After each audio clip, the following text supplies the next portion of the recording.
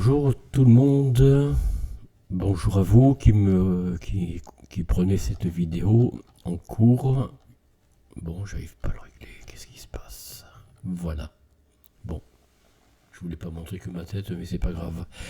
J'espère que vous allez bien, chers amis. Moi, de mon côté, tout va bien. Alors, j'ai peut-être quelques nouvelles que je vais vous donner à la fin de ce premier parcours de d'un autre roi, hein, fils de Charlemagne d'ailleurs. D'ailleurs, on y va tout de suite, si vous permettez. N'oubliez pas au passage, chers amis, de vous abonner, de liker, de partager, de commenter surtout cette vidéo, ou les autres, hein, les plus anciennes, si vous voulez. Et puis de mettre un pouce. Alors, je fais encore un petit commentaire de quelqu'un, il se reconnaîtra, qui me demande... Bon, je ne sais pas si c'est sérieux ou si c'est un... Comment on appelle ça? Oh, ça y est, j'arrive pas à le dire. Bon, j'ai déjà prévenu que je ne fais pas de placement ici. Je ne donne aucun conseil sur une... Comment dire? Sur une particularité que vous découvrez dans mes commentaires. Je ne suis pas un spécialiste. J'aimerais bien que l'on passe un peu à des choses sérieuses. C'est-à-dire, je vous donne des explications sur les rois de notre pays, de l'Hexagone, hein, mais je ne donne pas de détails en particulier, si ce n'est des détails historiques. Par contre, là oui, puisqu'on est dans le sujet.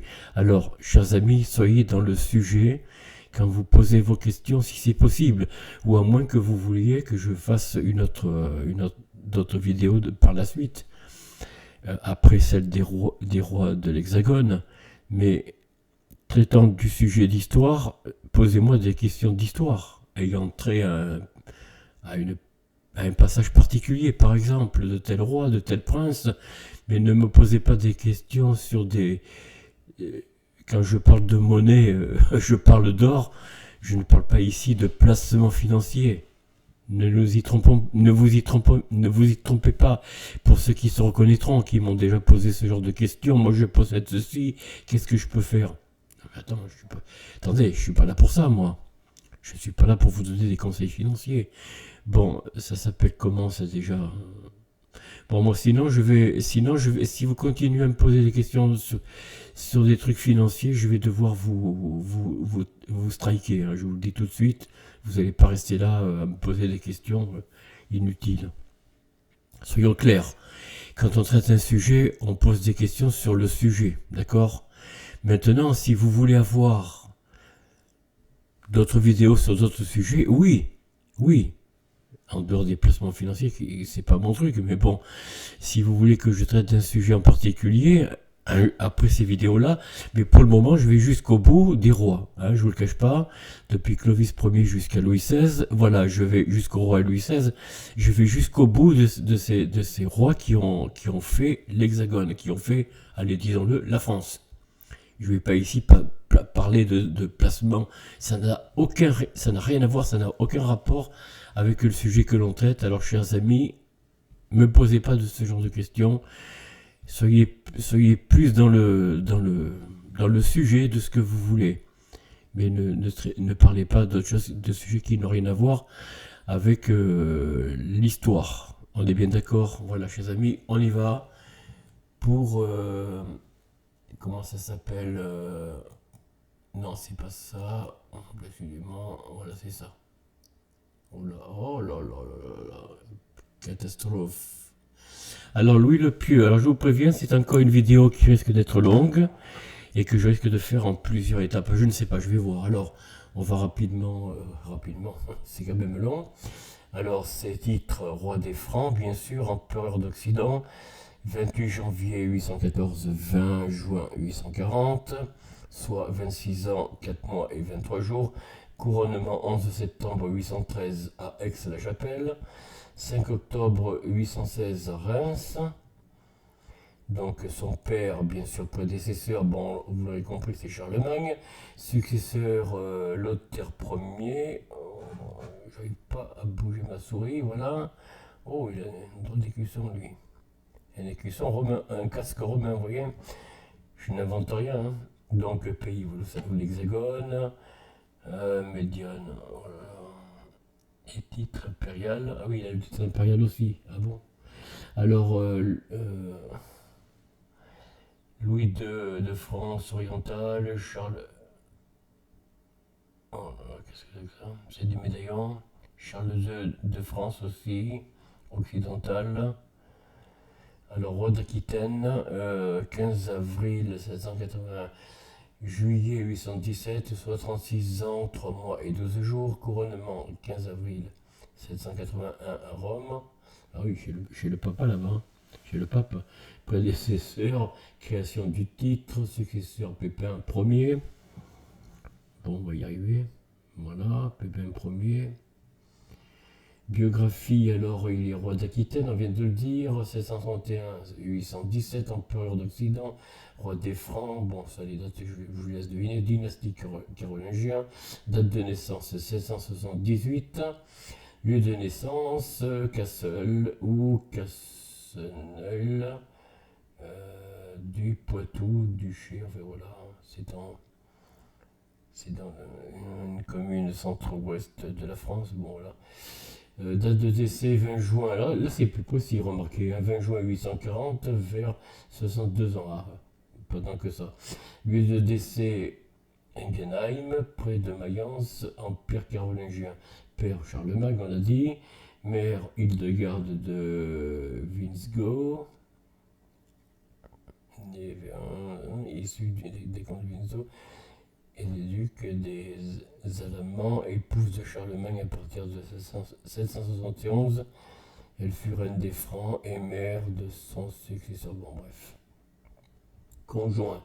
Alors là, lui aussi, il en a eu. Hein. Remarquez, bon, peut-être qu'il décède aussi. Hein. Emergarde. Voilà. SB, DSB, je sais pas comment. 795-818, Judith de Bavière, 819-840, enfant avec Ermengarde de SB, Lothaire Ier, donc futur le roi qui succédera, oh là là, Pépin Ier, on retrouve Hildegarde et Louis II. Alors, avec Judith, il a eu 2 enfants. Avec Judith de Bavière, donc Gisèle, voilà Gisèle, jolie peinture, ou gravure, statue plutôt.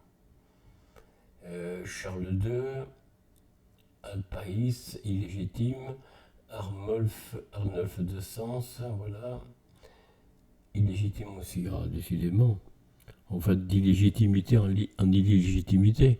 Remarquez, Louis XIV, il battra beaucoup de rois, peut-être. Hein.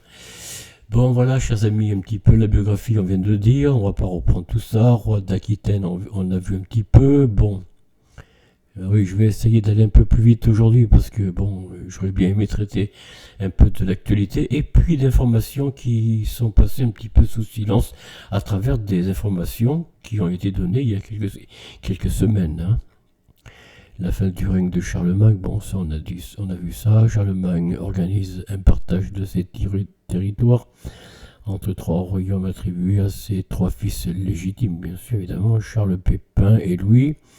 Charles Pépin et Louis, donc, en plus de l'Aquitaine, Louis aura les régions de l'ancienne Gaule, au sud du plateau de Langres. C'est où le plateau de Langres? Et tout le sens du seuil de Vosgien, d'accord. Royaume de Bourgogne, Provence, voilà, le titre impérial n'est attribué à personne, mais ce projet est finalement inutile puisque Pépin et Charles meurent en 810 et 811. Ah bah décidément. Alors l'avènement et le sacre 814-816. Le partage de 817 et la révolte de Bernard d'Italie. Ah bah oui, qui était Bernard d'Italie, je sais pas. Était-il un Lombard? Aucune idée. Alors on va essayer de savoir un petit peu, chers amis. Je ne veux pas passer trop de temps, mais Comment il s'appelle, Bernard? Voilà, Bernard. Bernard d'Italie, né 797, mort, d'accord. Ah, voilà, roi des Lombards, oui, je me disais bien. Les Lombards, bravo mes aïeux, vous êtes révoltés. Enfin, mes aïeux, c'est pas de, je sais pas si c'est de ma famille, non, je pense pas, mais enfin. Les Lombards, c'est un peuple, et eux, ils portent pas le nom de Lombardo, hein, de Lombard. Enfin, voilà. Euh, donc, en 819, le, le- la charte de Louis le Pieux confirme l'immunité de l'abbaye. L'immunité. Ah, évidemment, il protégeait les monastères, les abbayes. Hein. Du remariage 819 au repartage, on va passer un petit peu. Vous voyez, les chrétiens, ils ont comme preuve que des médaillons, de la monnaie, de l'argent, enfin des sous, on va dire. Hein. Soutien à la christianisation scandinave, ah, évidemment. Hein. Évidemment. La période des révoltes et des guerres civiles, 830-835, bon là il n'y a pas de détails. Ah si quand même, 830. Une première révolte éclate en 830, Pépin et Louis s'emparent du palais impérial et de l'empereur et le contraignent à enfermer Judith dans un monastère. Ah bah oui. Charles étant lui aussi confié à des moines. Je vous dis pas entre quelles mains il tombe, hein, j'en sais rien. Bernard de Septimanie a dû partir en hâte et il se réfugie dans les domaines du Midi. Lothaire, revenu d'Italie, maintient son père au pouvoir, mais sous son contrôle d'empereur associé. Bon, la confiscation de l'Aquitaine. Oh, pas bien ça. La révolte de 833 et la destitution de l'empereur. En 833, Judith entame une négociation avec Lothaire en vue d'un partage de l'Empire entre lui et Charles. Le chant du mensonge, bon ça. La pénitence de Soissons, novembre 833. La guerre civile en 834 et le rétablissement de Louis le Pieux. La fin du règne, une tentative accalmie, pardon. La fin du règne, une relative accalmie 835-840. Voilà, bon. Oui, là, on tourne la généalogie, pardon. Judith, après avoir fait assassiner l'évêque Frédéric d'Utrecht, conçoit le projet d'un rapprochement de Charles avec Lothaire.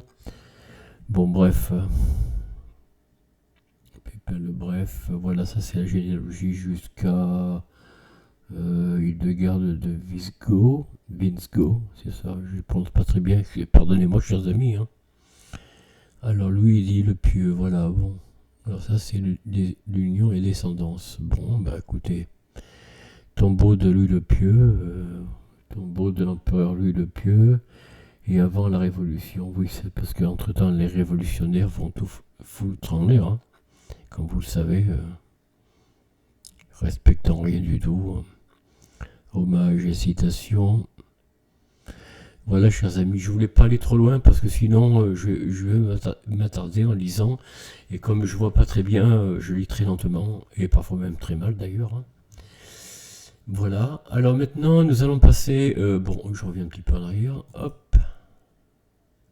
Voilà. D'ailleurs, c'est curieux, j'aurais pu mettre cette image là, je l'ai pas mise. Voilà, comme ça donnera un sujet de... voilà. Bon, ça y est. On revient en arrière. Voilà. Alors maintenant, je vais vous montrer un sujet assez intéressant. Voilà. Vous saviez qu'il y a eu, il y a quelques... Ah, il faut que je partage aussi, évidemment. Qu'est-ce que je fais, moi? Bon, il faut que je revienne en arrière. Ah, décidément, je suis pas très adroit. Non, c'est ça? Je sais pas d'ailleurs si c'est ça. Oui, voilà. Feux de forêt et géo-ingénierie. Alors, vous vous souvenez qu'il y a eu, il y a quelques semaines, ou peut-être 2, 3 mois, pardon, c'est un peu plus loin que ça, il y a eu des incendies, et je crois que même actuellement, là, à l'heure où je vous parle, il y a encore des petits foyers de feu, d'incendie, qui continuent à Los Angeles. Alors, c'est à Los Angeles que ça se passe. Il y a eu d'énormes dégâts, comme vous le savez, et parmi ces dégâts, quelques véhicules, alors dans des voitures, je crois, qui ont été totalement calcinés. Oui, vous avez bien compris, chers amis. Les pare-brises, par exemple, ils ont été totalement fondus, totalement, comment dire, même le métal était totalement fondu. Vous trouvez pas ça curieux? Ben voilà, justement. Alors, feu de forêt en Californie, le rôle de la géo-ingénierie et de la manipulation de l'atmosphère gardée secrète. Évidemment, c'est l'armée qui est derrière.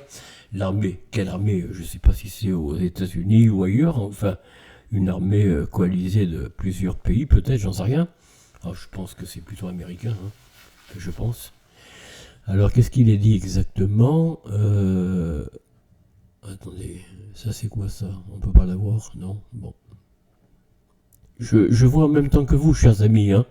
Voilà un petit peu les ravages où ils ont eu lieu, vous voyez? Voilà, c'est partout, c'est là où tout a été consumé, pardon, où beaucoup de maisons d'artistes, de comédiens, d'hommes d'affaires, de milliardaires, peut-être pas de multimilliardaires, enfin j'en sais rien, mais en tout cas de gens du showbiz, du spectacle un peu partout, même ici chez nous, hein. Même ici, il y en a qui ont pleuré, ouais, ma maison, dont Patrick Bruel, je crois, il avait une maison là-bas qui a totalement brûlé. Enfin, je pense que c'est Patrick Bruel, je sais plus quel autre chanteur ou comédien de l'Hexagone, donc de chez nous, qui ont été touchés dans leur bien, avec beaucoup d'émotions, comme vous vous en doutez, hein. Comme si, après tout, ils perdent une maison, vous perdez plus que ça, chers amis.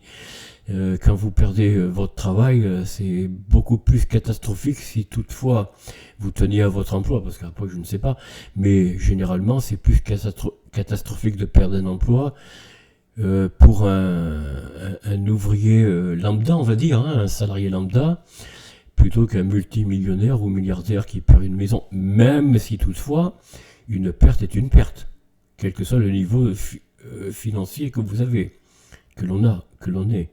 Évidemment, il y a toujours un choc qui peut, bien entendu, voilà. Mais quand on a les moyens, on peut, à la limite, on peut se retomber sur ses pieds. Après quelques moments d'émotion, peut-être, mais on retombe sur ses pieds. Mais quand on a une perte d'emploi, on est père de famille ou mère de famille, que l'on a des enfants, ben là c'est pas la même chose, on retombe pas si facilement sur ses pieds. Comprenez? Parce que les emplois payés à un niveau raisonnable pour faire vivre un couple ou une famille, c'est pas la même chose que de perdre une maison en étant multimillionnaire ou multimilliardaire. Vous comprenez? Et surtout que beaucoup de gens, d'artistes ou autres, bon, ils sont en couple, c'est vrai, ont peut-être 1, 2 enfants, mais bon, écoutez, hein, voilà, c'est moins douloureux, si je peux me permettre, moins douloureux qu'une famille dont le père perd son emploi et qu'il a du mal à retrouver un emploi de salarié, vous comprenez? Et oui, il faut mettre les points sur les i, les barres sur les t. Je suis navré de parler comme ça, mais c'est la vérité, hein. Voilà.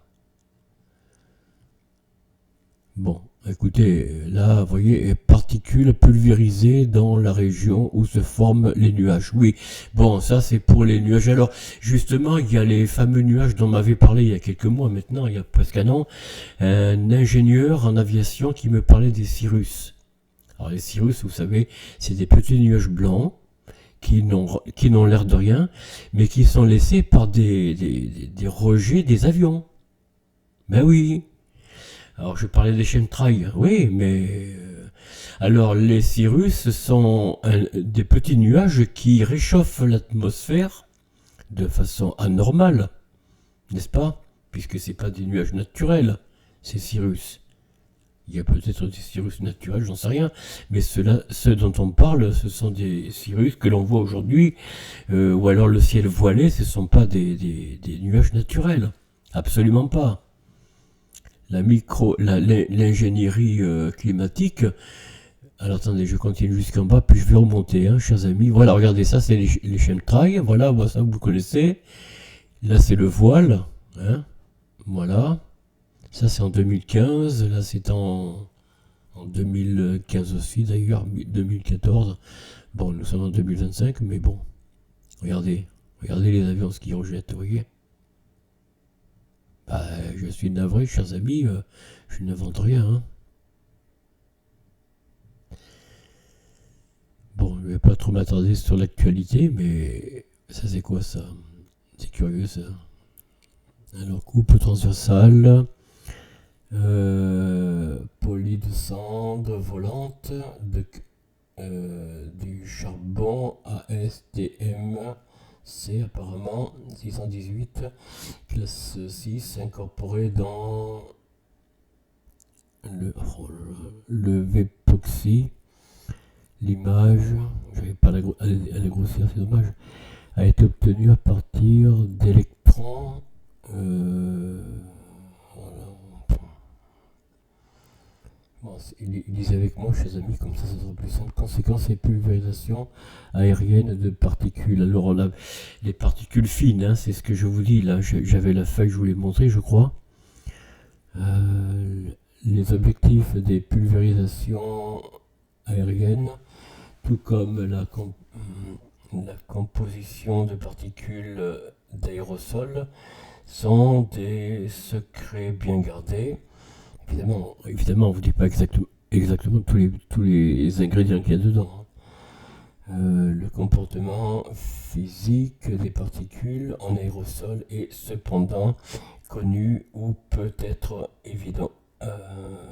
Déduit, c'est ça. Ainsi, même sans connaître leur... Bon, c'est tellement écrit petit. Ils empêchent la pluie, voilà. Empêcher les pluies. Ou alors maintenant ils veulent empêcher la grêle. Vous voyez? Réchauffer l'atmosphère, oui. Réchauffer. Alors justement, il y a ce qu'on appelle les orages magnétiques.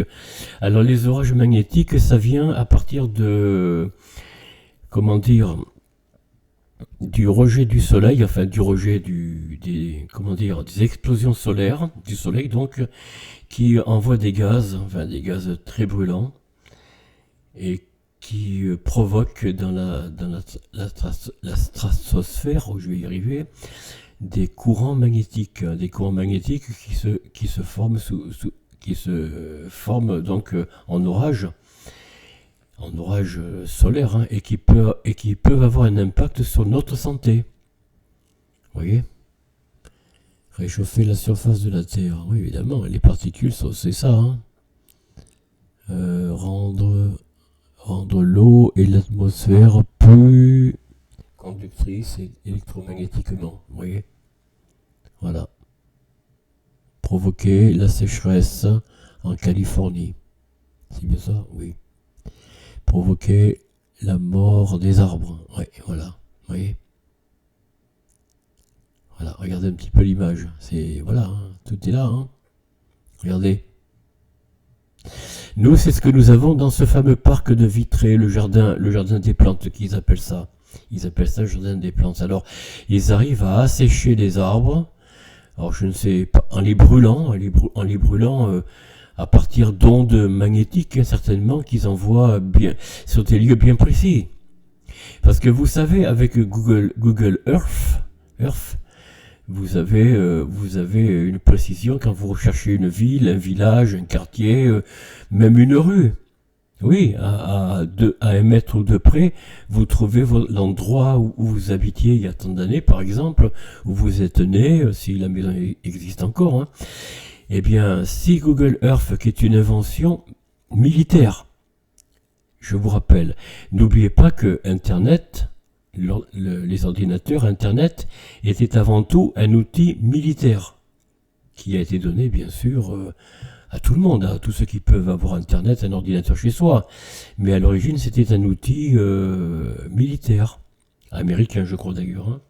Et progressivement, bien sûr, ils ont étendu la vente à tout public. Hein. Enfin, ceux qui peuvent s'acheter un ordinateur, bien sûr, évidemment. Hein. Il y a encore beaucoup de monde qui n'ont pas d'ordinateur, je comprends.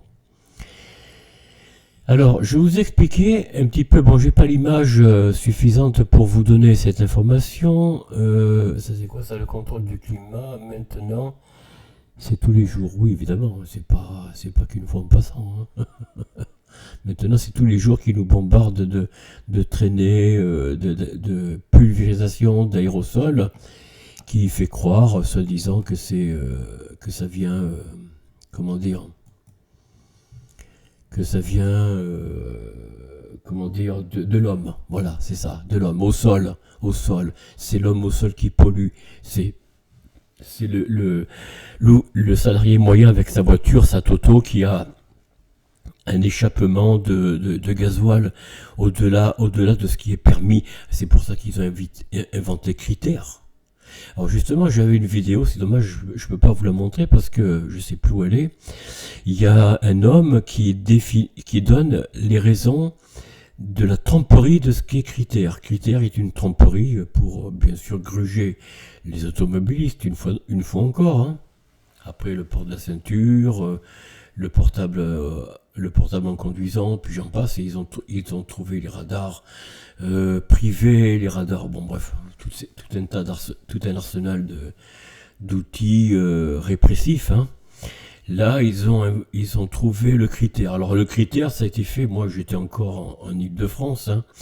Ça a débuté dans les années, enfin moi j'ai vu ça, en tout cas les tout débuts, dans les années 2008, 2011 à peu près avant mon départ, hein, avant que je quitte la région parisienne. C'est à partir de là que j'ai vu les premières, enfin ou en tout cas les premières informations sur les axes à l'intérieur de Paris, sur la recherche de la pollution par endroit, oui, sporadique, c'est-à-dire par endroit. Voilà, bon, voilà un petit peu l'actualité que je voulais vous donner ce matin, chers amis. Alors, est-ce que j'ai d'autres sujets à vous donner? Je vais voir ça. Oh, bon, ça y est, oui. Mais je comprends pas qu'il n'y a pas d'image. Bon, c'est comme ça, hein, voilà, l'historique. Alors, non, je crois que j'ai pas grand-chose à vous donner, là. Attendez, je fais un peu le tour. Bon, c'est lent, pardonnez-moi, chers amis, c'est très très lent. On se lasse de Windows, on finit par se lasser vraiment, même quand on n'a pas les moyens. Voilà, ça c'est Ragnarok, vous voyez, Karim. Lui donne des informations en 1 minute 30, enfin un sujet. Par exemple, là c'est le dévoilement. Comment dire? C'est quoi ça?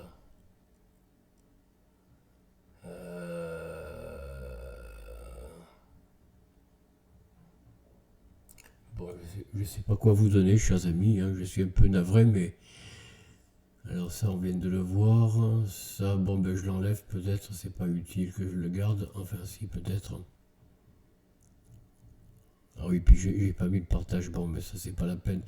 Je pense que même sans mettre le partage, vous l'avez sur votre vidéo. Ça, c'est quoi? Ça, c'est moi. Non, ça, c'est... Voilà, ça, c'est moi.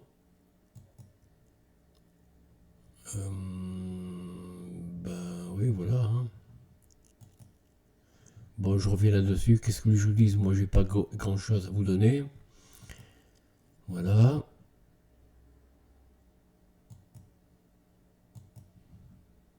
Bon, qu'est-ce qui se passe? Bon, ben... On enlève, mais je l'enlève sans pouvoir l'enlever, en fait. Ouais, d'accord. Si je fais ça, ça va pas aller. Et ça, c'est quoi, là? Oui, ben d'accord. Bon, le plus simple, on va faire ça. Voilà. On va mettre... on va essayer de mettre ça. Une autre... Voilà. Alors, qu'est-ce que je vais vous donner là-dessus? Pas grand-chose. pardonnez-moi, chers amis, je fais un peu l'actu sur ce que je trouve. Hein. Alors oui, je vais vous parler un petit peu... Bon, ben ça y est, oui. Oh là là. C'est pénible. Windows est très pénible. Alors voilà. Donc il y a ce soir, là nous serons le 1er demain matin, 1er février, vous recevrez cette vidéo le 1er, peut-être que vous aurez, d'ailleurs tout comme moi, hein, vous aurez l'information sur les révélations que M. Donald Trump doit faire sur le couple présidentiel de notre pays, l'Hexagone, ou le pays des fromages. Parce que vous savez qu'il y a eu enquête, enfin il y a eu des procès de la part du couple de monsieur, madame Macron, enfin... Bon, passons. Et la journaliste, comment dire, la journaliste qui a beaucoup d'abonnés, proche de M. Donald Trump, a révélé que M. Donald Trump a toujours sous le bras le dossier concernant la vie privée du couple présidentiel, dont M. Macron. Alors, je ne veux pas faire ici une information pour ou contre. Je ne veux pas non plus risquer une... Alors, cette jeune femme, vous la connaissez, je vous ai déjà donné le nom. C'est une influenceuse très, très importante dans le monde. Elle a plusieurs millions de viewers, de suiveurs. Hein. C'est Candace Owens. Elle a reçu, par voie d'huissier de l'Hexagone, s'il vous plaît, aux États-Unis, ils se sont déplacés pour lui remettre en main propre une lettre, non pas une plainte, une poursuite. Non, non, non, non. Une menace, une recommandation de ne pas divulguer certains dossiers concernant le couple présidentiel, concernant certaines informations. Alors moi, je vous donne la chose suivante, je vous dis la chose suivante, c'est que si le couple présidentiel n'a rien, ma foi, n'a rien de contre, ben, soit il se déplace pour aller voir la journaliste, indépendante, je rappelle, soit tout simplement passe à autre chose, hein, puis voilà. Mais est-ce que vraiment ils n'ont rien à craindre? Pourquoi n'ont-ils pas poursuivi Candace Owens, puisque apparemment elle reprend des informations de gens qui ont été déjà mis en poursuite judiciaire ici et condamnés d'ailleurs, je crois, dans l'Hexagone. Pourquoi n'ont-ils pas poursuivi Candace Owens? Ils ont envoyé une lettre d'intimidation lui demandant de ceci, cela, qu'il y aurait peut-être des conséquences. Mais justement, Madame Candace Owens dit, vous n'êtes pas... Monsieur Macron, vous n'êtes pas ici dans l'Hexagone, vous êtes aux États-Unis. La Constitution, le droit juridique n'est pas le même que chez vous. Si vous voulez porter plainte, venez. Je vous paie même les frais judiciaires, si vous voulez. Elle est prête à envoyer, à rencontrer monsieur Macron pour cette affaire et lui dire ce qu'elle pense. Parce que, apparemment, Mme Candace Owens n'a pas la glande dans sa poche. Voilà. Après, à vous de vous faire votre propre opinion là-dessus. Je ne veux pas aller plus loin que ça. Moi, c'est une affaire qui m'intéresse. Bon, si, on peut être un peu intéressé parce que nous sommes quand même dirigés par des hommes publics, donc d'influence publique, qui, ma foi, devraient quand même dire aux gens, aux habitants de l'Hexagone, un petit peu ce qui se passe, quoi. Ils devraient nous tenir au courant, lui le premier. Mais le fera-t-il? Je ne sais pas. En tout cas, tout ça, ça sent pas très bon et je laisse un petit peu les influenceurs, les journalistes plus au courant que moi sur cette affaire d'en parler. Moi, je n'en parle pas. Je vous ai dit, je dis ce que je crois, ce que j'entends. Hein. Après tout, moi, je vous donnerai pas mon opinion. Hein. C'est pas la peine. Bon, vous avez compris. On va pas ici faire ni l'apologie, ni l'accusation, ni la défense de qui que ce soit. Je trouve qu'un jour, la vérité, quelle qu'elle soit, doit éclater, que ce soit d'un côté ou de l'autre. Il faut savoir qui tient les manettes, qui a intérêt que, voilà, telle chose se passe et pas autre chose. Bon, c'est vrai que nous sommes un peu pris de court dans beaucoup de domaines. l'information va très vite, même trop vite. On n'a pas le temps de toujours comment utiliser son libre arbitre pour donner une information claire sans tomber dans le suivisme quelque part. Si vous voyez ce que je veux dire. Le suivisme, c'est pas toujours mauvais, ça dépend de quel côté vous tombez. Mais il faut pas non plus, faut pas se tromper. Comment vous dire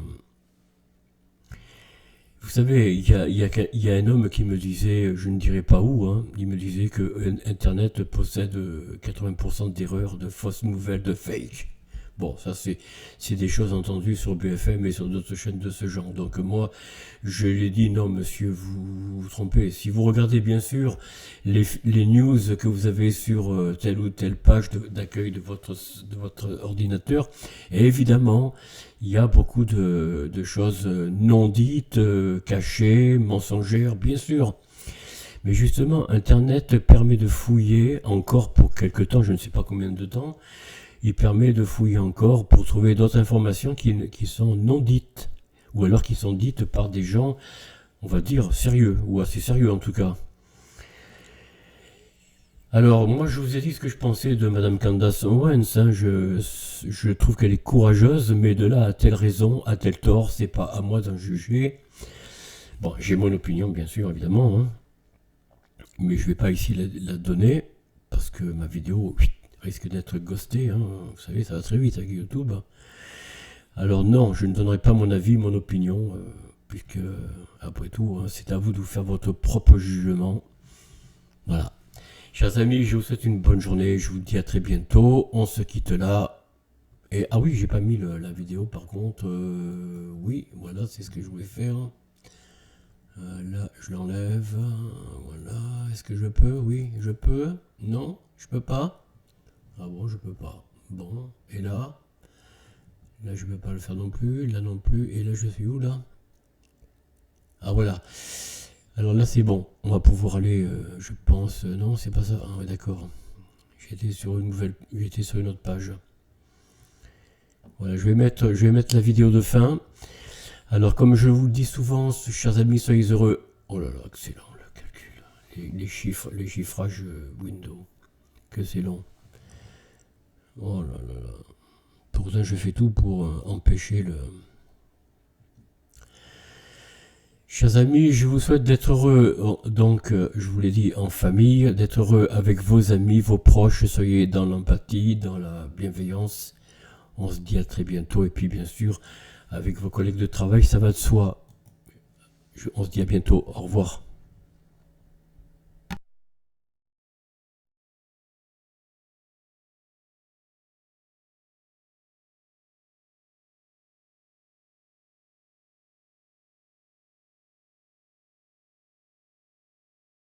My care is like my shadow, laid bare beneath the sun. He follows me at all times and flies when I pursue it. I freeze and yet am always free. Springs and yet am always young. I love and yet am forced to hate. I seek stark beauty.